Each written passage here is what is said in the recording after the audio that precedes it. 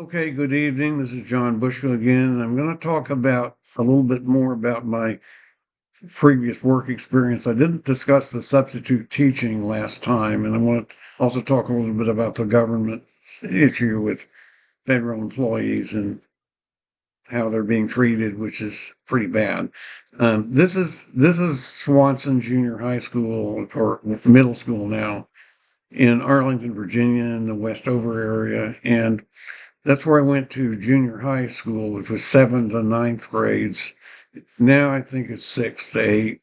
It changed, and high school was made 4 years.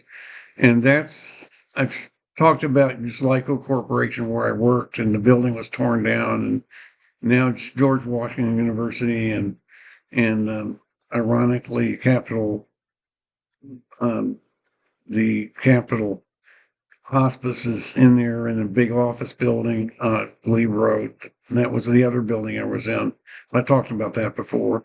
That's Wakefield High School, the old building. Now there's a new building that's closer to George Mason.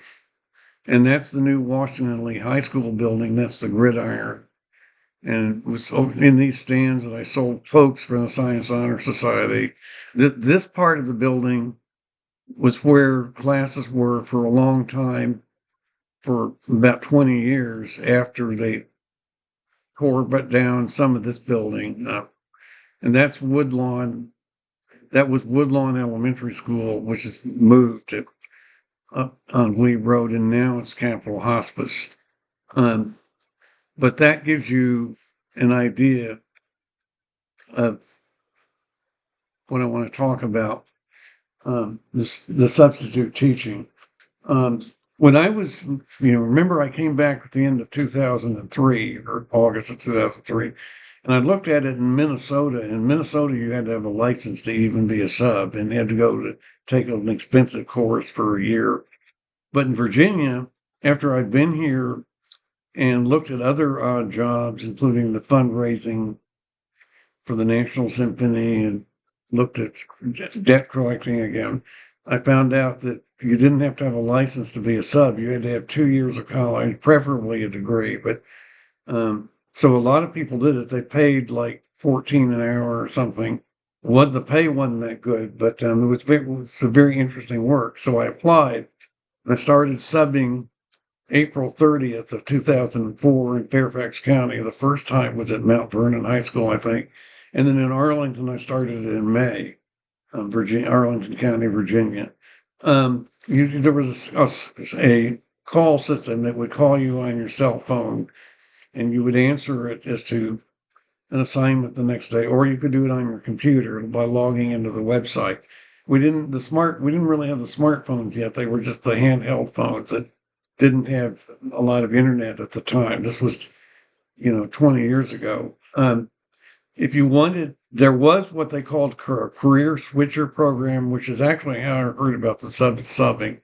In March of 2004, they were trying to get people who had retired from other fields to go into teaching.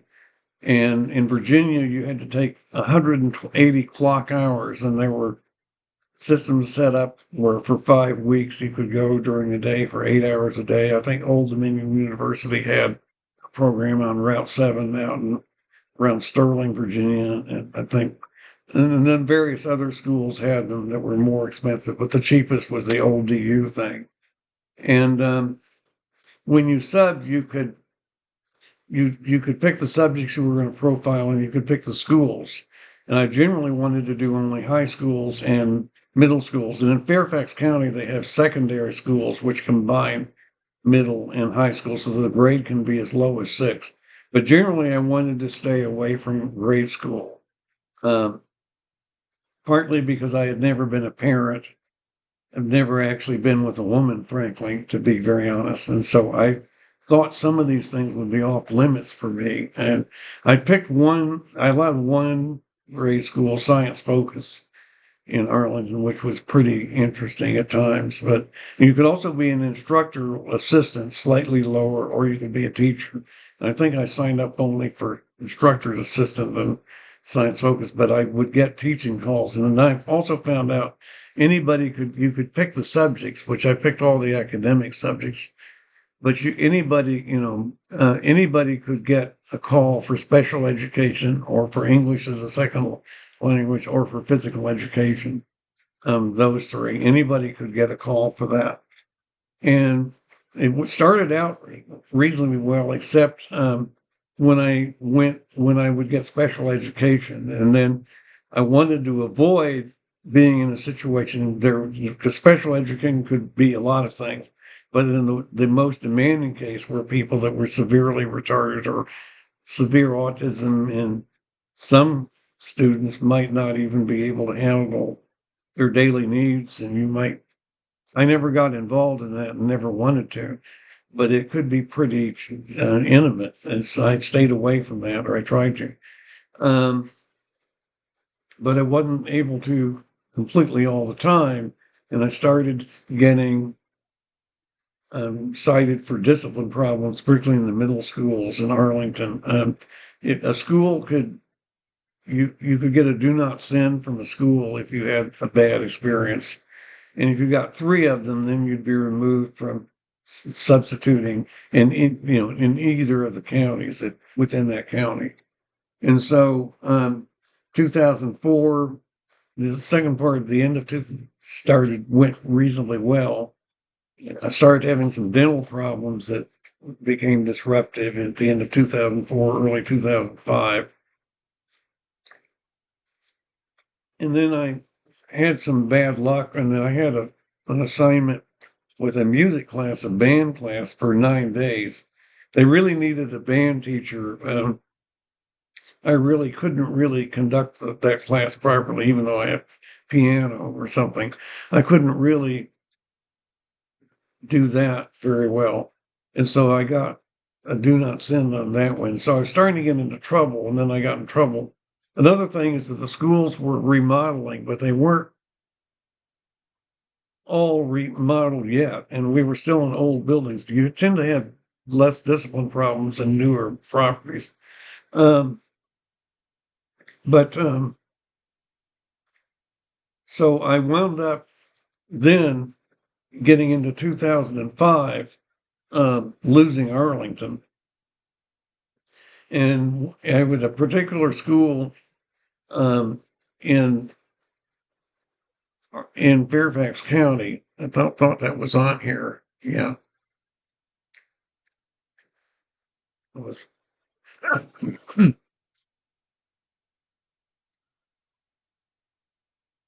That was West Potomac High School.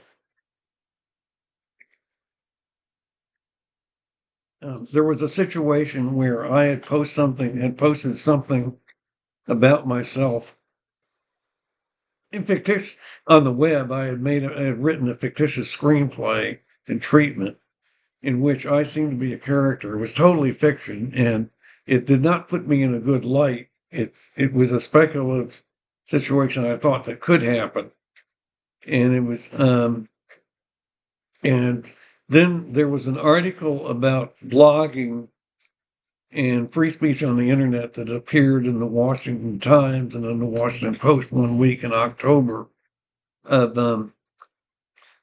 2005. And I was at that West Potomac High School. I had done very, very well there with the chemistry class for a teacher his wife had had an aneurysm, I think, and I had filled in for a lot of his classes, and a lot of it was AP, really great students and everything. Um, at this time, some of the newer stuff, the gender ideology and the social and emotional learning, that hadn't started yet. So I had no idea that was coming. But I um, told a teacher, an intern teacher, that I had a website in reaction to that story in the Washington Times and Washington Post, and that led to the unraveling of my working at that school. And how that happened will go on. I'll talk about some other time. It's a little bit of a mystery, just like my expulsion. There's a lot of coincidences had to happen for them to really know enough. There was one that screenplay was something that was obscure relatively because of my do ask to tell site. had over 1,000 files on it, including copies of my books and a lot of other issues. So I wouldn't have thought it would have gotten much attention just naturally. So it was a really strange situation. But that's where I've said before, if you express yourself online about issues, well, I thought as long as you don't grade people or decide to underwrite them or hire or fire them, you could. And as a substitute teacher, you don't grade anyone unless you become a long-term sub. So I thought it was okay, but in this one case, it wasn't. So I wound up stopping subbing, and then I graded papers for a while in 2006, and then I resumed subbing in 2007 for another semester, and that went okay. But then a situation happened at home with my mother, and I won't get into in detail. It was again an unusual situation. I had to stop again, so I never resumed it. Um, so but yeah, this was before the idea of gender identity came along. I would go to the picnics of the GLBT Fairfax County would have picnics at in the summer in July of every year, and I would go to those, and there'd be maybe 100 people from the school district in Fairfax County, and there might be 3 or 4 trans people there, and that was normal. But after the pandemic in 2022, I went to one of them, and I was run out of the place because I was no longer friendly to the more extreme things about the trans community, which blew up. It had been going on a long time, gradually, but I had not even thought about very much about the pronouns and so forth until after the pandemic. And then I suddenly realized how radically and how suddenly things had changed. And I'll cover that again sometime, but I didn't really cover that at all by blogging or anything until after the pandemic, because I didn't realize it was very important, and neither did a lot of other people. I wanted to mention a couple other things. In 2009, in February of 2009, that's while my mother was still alive, I got an unsolicited call to apply for a job where I would supervise people raising money for charities in shopping centers. And I thought, why am I getting a call for like this? I don't approach people in public to give money, and I don't, but people do that all the time in public places that raise money for causes and nonprofits. And why did I even get a call for something like this out of the blue? It was almost like I would be challenged to see if I would do it. That was in February of 2009. That was slightly before my mother started going downhill for the last time, and she would pass away at the end of 2010. And I also just wanted to say something about the federal employees. I was a federal employee in the summer at David Taylor Naval Base in 1965 or 67. And I worked for a year and a half for the Naval Command System Support Activity in the Washington Navy Yard, and then moved on to private industry. I covered that the last time. And so and actually, I had no employment with them. And I also worked for National Bureau of Standards in 1963 too for a year, but I've had no connection since 1972 with federal employment. But the way federal employees are being treated, it's when you work for a private company, you can have a merger, and you can be bought out, and you can lose your job because you're redundant. And I got used to that, starting in the later part of the 1980s. That became kind of common. Now, the kind of work I did as a mainframe individual contributor, that people called that the business. That's what they called it. And there was a certain culture, with the recruiters and stuff. It was considered a stable field of work, and you kind of had a double life. This was before the internet, and you had a good life. You could afford an apartment, even in New York City. I made enough working for a national broadcasting company and later Bradford to have a nice studio. It was probably 300 or 400 square feet something like that, in the cast iron building on 11th Street in New York. I made enough that I had a nice and to travel a lot and discount airfares and do a lot of things. It was a comfortable living, but it's not anymore for young people. And but one of the, in private industry, mergers became more common. With and Y2K sort of stopped that for a while because you needed programmers for the Y2K conversion. But then after after 9/11, the job market started falling apart again, and you had to be very specialized in something and just do that over and over. And so, did my online activity interfere with my getting regular jobs? And maybe it might have. Maybe people looked online with search engines. This was before social media, but it might have. But certainly it became a problem with the substitute teaching. So that's just what I wanted to cover tonight. But yeah, the way we were treated better by private employers, we usually got a severance package that was usually very clear. You had to sign a release of all claims, but then generally, I got 8 months of severance when I left ING at the end of 2001, and then got a retirement too. So I was pretty well off. But it seems like these federal employees don't know what they're going to get.